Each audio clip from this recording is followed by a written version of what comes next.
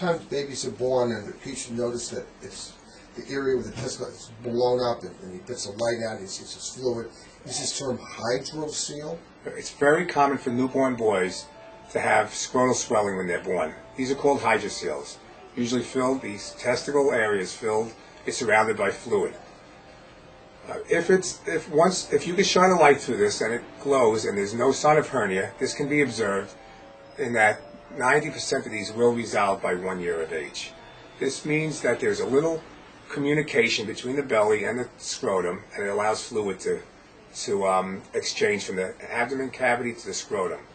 As the child becomes older, by the age of 1, the scrotum the fluid usually slowly resolves. However, what parents can see, and I try to tell them that this is not alarming, is that the scrotum can change size throughout the first few months of life. There can be days where the scrotum is very small and other days where it's large, filled with fluid. As long as it's fluid and not a hernia, it is safe and no treatment or no emergency intervention is necessary. And parents should be aware that the testicles aren't always at the same plane. One's a little high and one's a little low. Is that true? Yes, that is very common. As long as the testicle is within the scrotal sac, it should develop normally. If you have a hydrocele, is there a greater risk toward getting a hernia? Well, if the hydrocele is still present after a year of age, there is an increased incidence of hernias developing.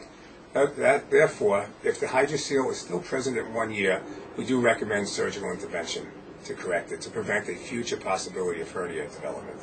If the kid's crying and they look down there and they're not sure there's a lump down there, there's a thing called inguinal hernia?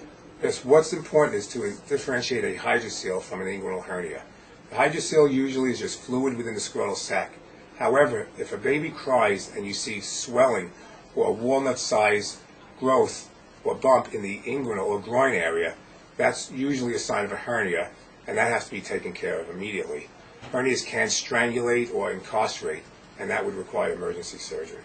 Sometimes it can be pushed back and they may watch it for a little bit. Yes. So. If the bump or that lump can be pushed back, and usually you try to relax the child, put him in a bath, push the area back. If it does go back in, then the emergency is over, but the hernia should be dealt with within the next several weeks to be. But if you see a lump, the kid's in pain, you do not wait casually see a doctor the next day. Yes, if the lump cannot be pushed back, and after several attempts, a doctor should be contacted immediately. Absolutely. Sometimes girls get a thing called a femoral hernia, and occasionally you see an ovary in that area? Yes, hernias do occur in females or girls, and it's much less common than in boys.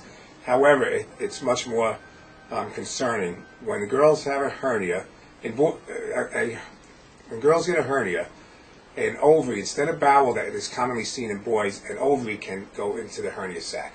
If that happens, it can twist in the hernia sac or cut off its blood supply, and a female can lose an ovary if it's not dealt with immediately. So a lump in a girl in the groin area should be treated as an emergency, and the physician contacted immediately.